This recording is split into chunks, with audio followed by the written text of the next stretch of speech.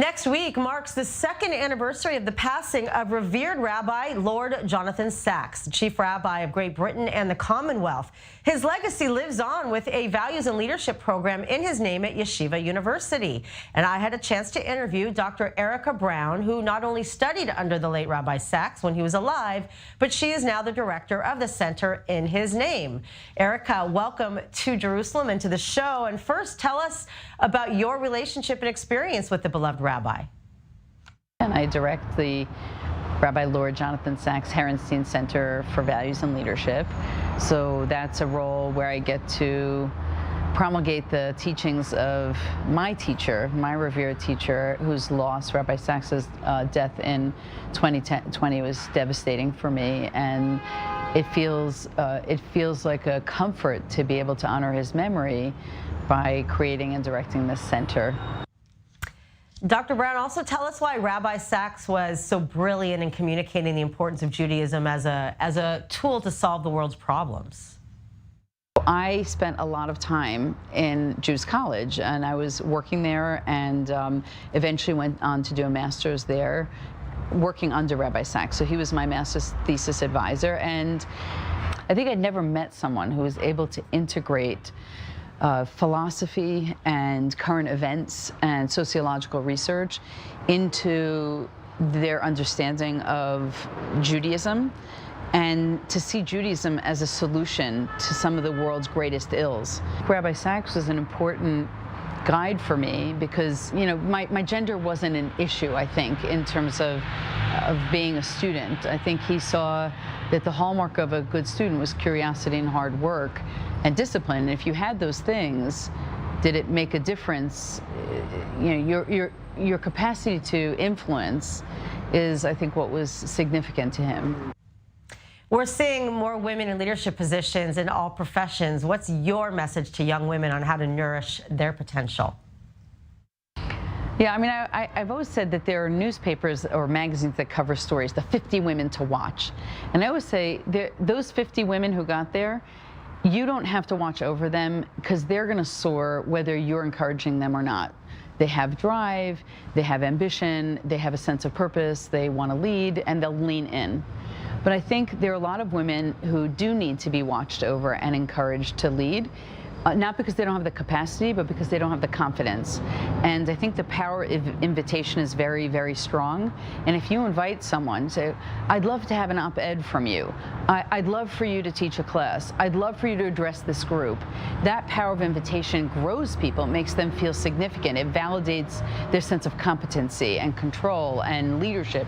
And so I think that for me, an important aspect of nourishing women's leadership is simply inviting women to the table of saying, you can do this. We're now more sensitive about having a female presence. And I think we all need role models in everything we do. And they're not only gender role models. They're role models of integrity, of character, of the kind of leadership, authentic leadership that you'd like to see in the world, of exemplary ethical leadership. And so I think that's gender neutral. Dr. Brown, in your current position as Vice Provost and Director of the new Leadership Center at Yeshiva University, what is your goal as far as inspiring students to become thought leaders of the future? In my current position, we're interested in undergraduate leadership and helping our student leaders develop certain skills and abstract concepts of leadership that can help them serve better as a university student, and then when they graduate, go on to take really significant leadership roles in their professional lives. We like to believe at Yeshiva University in the holistic student, that each of our students is a universe. Because we're a Jewish university, we're the flagship Jewish university, we want our students to be people of character and people of ethics. And when they go out in the business world and they have a difficult decision to make, it's not really that difficult for them because there's a moral barometer and compass that is very, very strong. Also in the United States, political polarization has crept into every aspect of society. We're seeing it unfold. In your opinion, is there a way forward and a solution to recapturing, I guess you could say, the individuality in this current climate? You cannot escape political polarization in the United States. It doesn't matter your age, it doesn't matter where you are.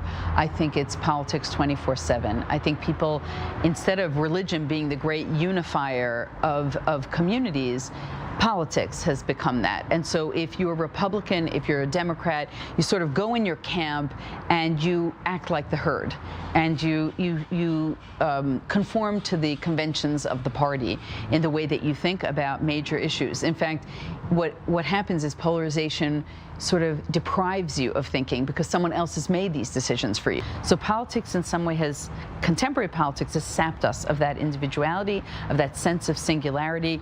I vote with the herd, I think like the herd. Also today, we're dealing with increasing anti-Semitism on college campuses around the country. Tell us how woke culture is affecting learning itself. A woman asked the question, how can we send our children to a college campus in America? There's so much anti-Semitism. So I said, please come to Yeshiva University. We don't have any anti-Semitism there. And she looked at me funny, as if I weren't answering her question. And I said, and by the way, anti-Semitism is not really your biggest problem on campus today. It's a woke culture where identity politics has invaded every area of study, and it's made it a huge distraction for learning itself. Also, Dr. Brown, could you explain why so many progressive American Jews of today find it hard to identify with Israel? I think there are American Jews who find it hard to identify with Israel today because of anti-Semitism and the fear that identifying with Israel somehow makes you less progressive, makes you less liberal, makes you less a person of the world.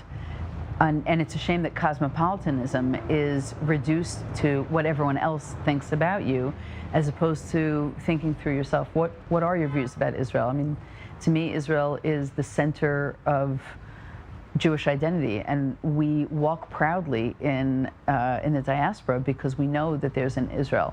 We know there's a place of refuge. We know that we have a center. We know we have a place to go to. And it's deeply saddening to me that for political reasons, and sometimes not thought through political reasons, people have detached themselves from the significance of the state of Israel. And it's really their loss. And it's our loss too. Dr. Erica Brown, thank you so very much. And